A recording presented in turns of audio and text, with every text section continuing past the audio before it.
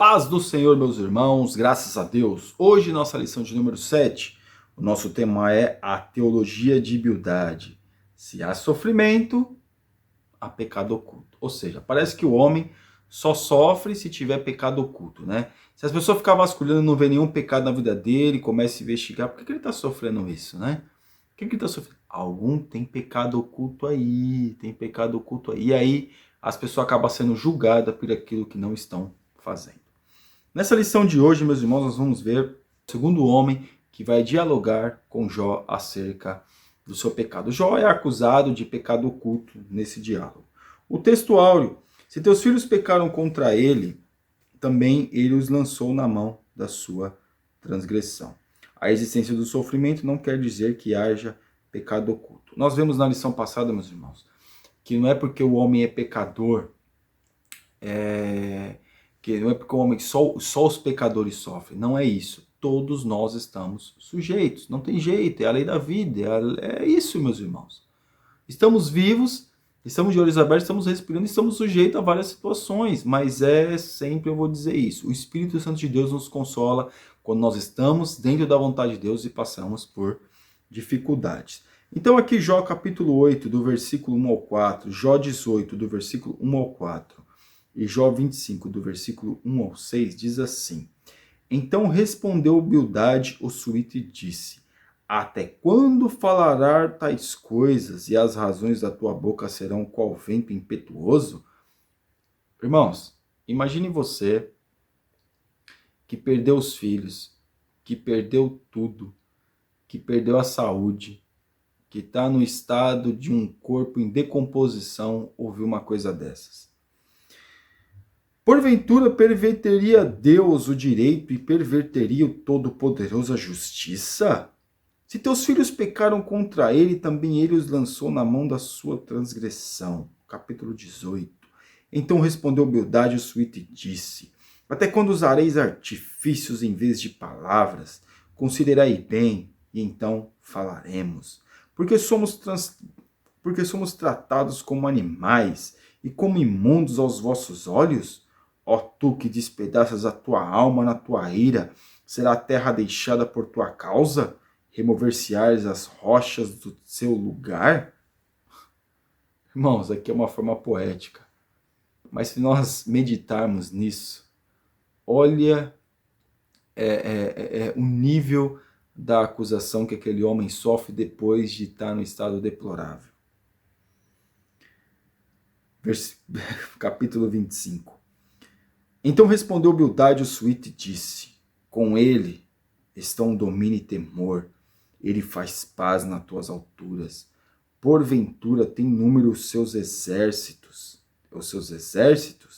e para quem não se levanta a sua luz, como pois seria justo o homem perante Deus, e como seria puro aquele que nasce da mulher? Olha, até a lua não resplandece, e as estrelas não são puras aos seus olhos. E quanto menos o homem que é um verme, e o filho do homem que é bicho. Jó sendo acusado de um crime que não cometeu e sendo comparado a coisas terríveis. A nossa introdução, meus irmãos, nesta aula estudaremos sobre a teologia do segundo amigo de Jó, Bildade. Veremos que ele apresenta o caráter justo e reto de Deus em contraposição ao suposto pecado oculto de Jó. Estudaremos também a defesa de Bildade por uma moralidade rígida, fundamentada em meros preceitos religiosos, sem contudo guiar-se por princípios espirituais. Aí eu digo uma coisa. Infelizmente mesmo, parece que a palavra de Deus, eu já disse isso no vídeo passado, parece que a palavra de Deus, quando se trata de pecado, só serve para aqueles que não têm influência na igreja.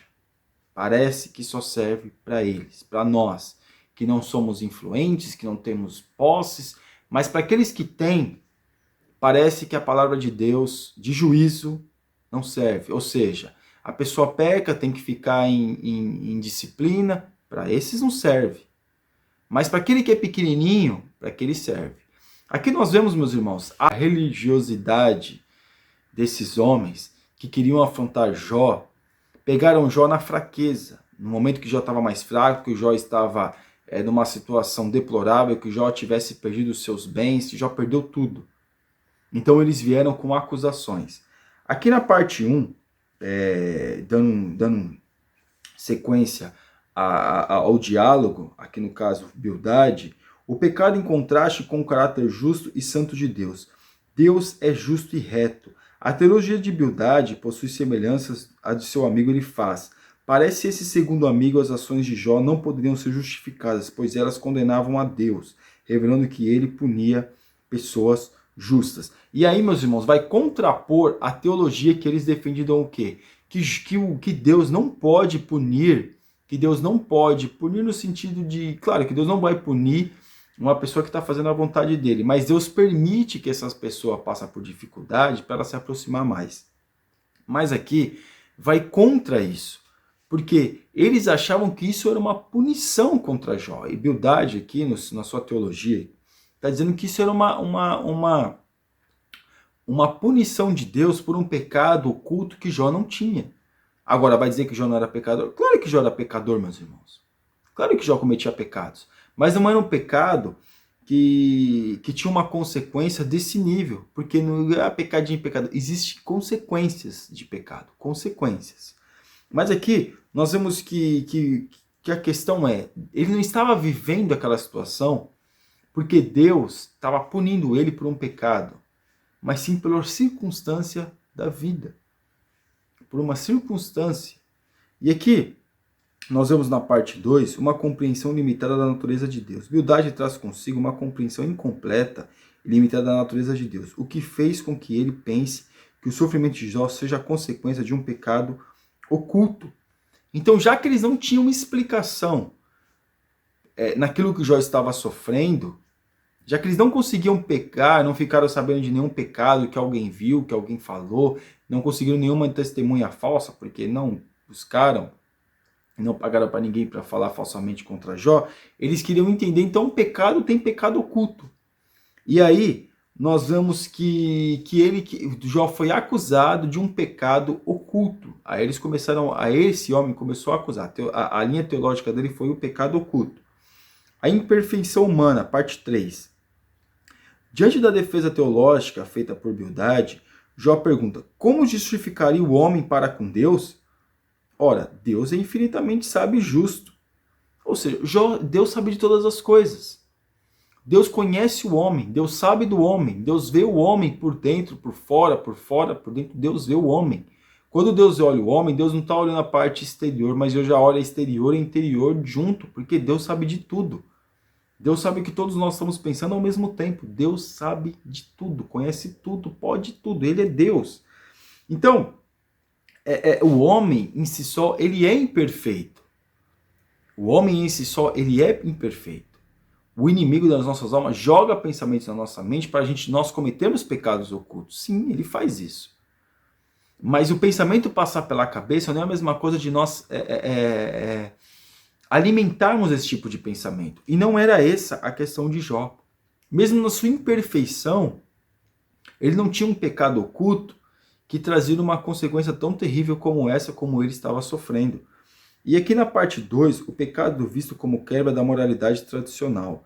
Moralismo por tradição. Bildade também está comprometido na defesa da moralidade que ele acredita ser correta. Para ele não havia nada errado quando fez a defesa da justiça divina, da mesma forma que acreditou estar correto quando defender a moralidade de seus dias.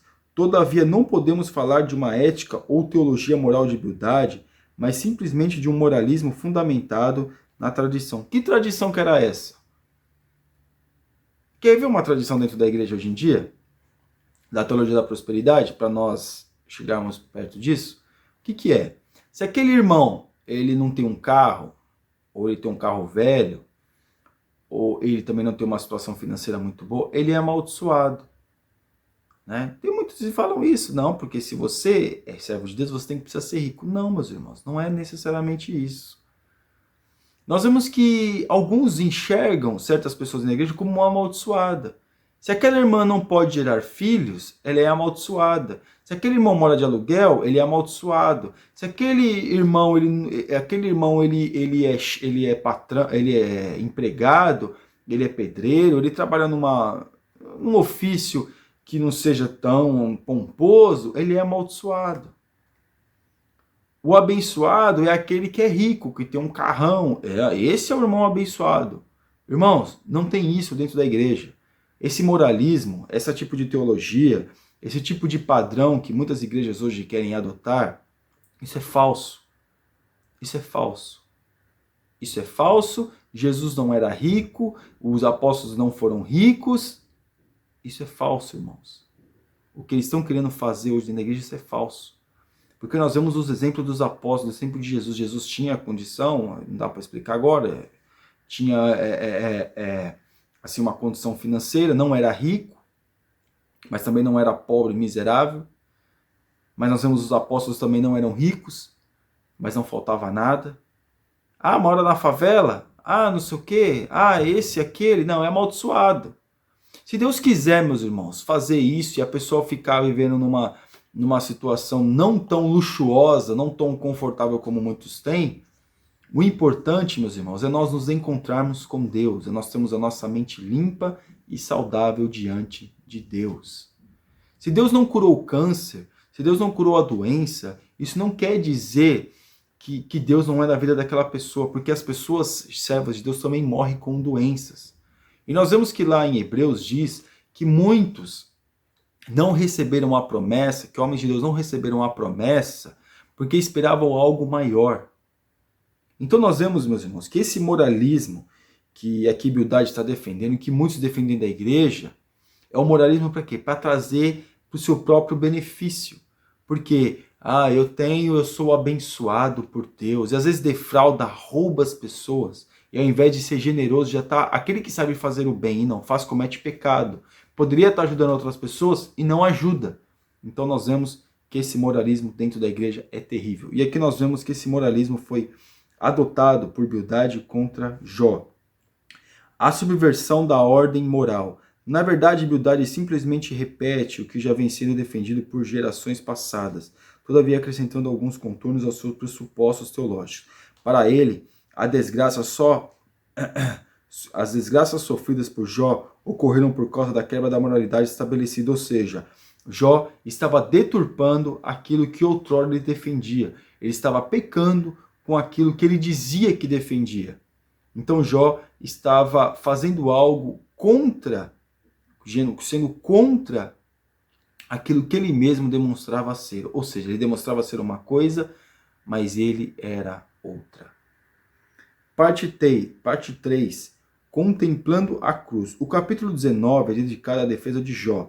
E é inegável que Jó sabia que Deus atua em um universo moral e que tudo o que acontece está sob seu controle. Né? Eu sei que o meu Redentor vive. A palavra Redentor traduz hebraico, Goel, que significa alguém que defendia uma família, um familiar, quando esse não podia fazer sua própria defesa. Então aqui, contemplando a cruz, nessa parte aqui, nós vemos que Jó fala, eu sei que o meu Redentor vive. Quem é o nosso Redentor, meus irmãos? É Jesus. Jó aqui está contemplando aquilo que nós temos hoje, que é o Senhor Jesus atuando na nossa vida. Então, Jó aqui fala do Redentor, daquele que pode nos defender das acusações. É o que a fé que Jó tinha. Jó sabia que alguém estava vendo ele. Jó tinha certeza que Deus estava vendo ele, que Deus ia entrar com providência, que Deus concederia para ele a vitória. Mas enquanto não acontecia isso, Jó tinha que dar uma resposta àqueles homens. E Jó foi muito sábio nas suas palavras quando rebateu as muitas acusações que sofreu. Na parte 3, o pecado em contraste com a majestade de Deus. Parte 1, a grandeza de Deus. O terceiro discurso de Bildade é feito para exaltar Deus e rebaixar Jó. E é aí que está. Os seis acreditavam em Deus, mas acreditavam em Deus à sua maneira, sem misericórdia. Pecou, tem que morrer. Fez, tem que padecer. No entanto, não deram nem oportunidade para Jó é para entender a questão de Jó. Nós vemos aqui falando, olha, Jó, reconheça o seu erro, confessa o seu pecado. É como aqueles que são presos numa guerra e tem que confessar até aquilo que nem sabe o que é. Até os planos do seu exército que nem sabe que tem. Ou aqueles, meus irmãos, muitas vezes de periferia, bairro de periferia, como eu morei em São Paulo, e nós vemos que às vezes a polícia vai, pega aquele homem, e às vezes quer acusar ele, e às vezes ele tem que confessar de coisa que ele nem fez. Então aqui Jó estava sendo instigado a confessar algo que ele não fez. Só para que aqueles homens parassem de ficar falando na cabeça dele, vamos dizer, o nosso linguajar. Mas Deus é grandioso. E aqui nós vamos ver na parte 2, onipotente, mas não ausente. Responde Bildade com ironia, como ajudaste aquele que não tinha força e sustentaste o braço que não tinha vigor? Aqui Jó não questiona a onipotência divina, mas a aplicação que Bildade faz desse conceito. O conceito de um Deus grandioso que é soberano em suas ações não deveria vir acompanhado também do conceito de um ser compassivo e amoroso? Deus não deve ser visto apenas em sua força, mas sobretudo por seu amor. Ele nunca exaltou seu poder e grandeza acima do seu amor. Deus, ele é amor. Só que aqui os amigos de Jó não apresentaram um Deus de amor para Jó, não deram oportunidade para que o Deus de amor tivesse atuante na vida de Jó, mas sim o Deus de juízo. O Deus de juízo, você sofre porque você tem um pecado oculto. Confessa o seu pecado, confessa, confessa, confessa, confessa, confessa. É claro, o homem na sua pequenez, ele vai mesmo vasculhar na sua mente, será que foi esse, será que foi aquilo, será que foi aquilo, será que foi aquilo, será que foi aquilo, será que foi isso, será que foi aquilo, mas não encontra. Jó não encontra respostas dentro de si por aquilo que estava acontecendo, e Jó também, e Deus também em contrapartida não responde para ele porque aquilo que está acontecendo, mas no seu íntimo com certeza ele sabia que o soberano que estava permitindo tudo aquilo. Amém, meus irmãos? E a nossa conclusão. Nesta lição vimos que o debate entre Bildade e Jó assume alguns contornos teológicos muito relevantes. Bildade faz 3 discursos teológicos, em cada um deles põe em destaque a sua crença. Ele não crê na inocência de Jó, e por isso atribui seu sofrimento à existência do pecado. Assim ele orienta Jó a viver segundo o ditames da tradição, e como consequência empurra para um moralismo de natureza apenas religiosa. Por último, quando quer exaltar a grandeza de Deus a qualquer custo, acaba por criar um abismo intransponível entre o Criador e a criatura, ou seja, agora o homem pecou, está perdido. Não estamos perdidos, temos Jesus, o nosso resgatador, temos Jesus, o autor e consumador da nossa fé.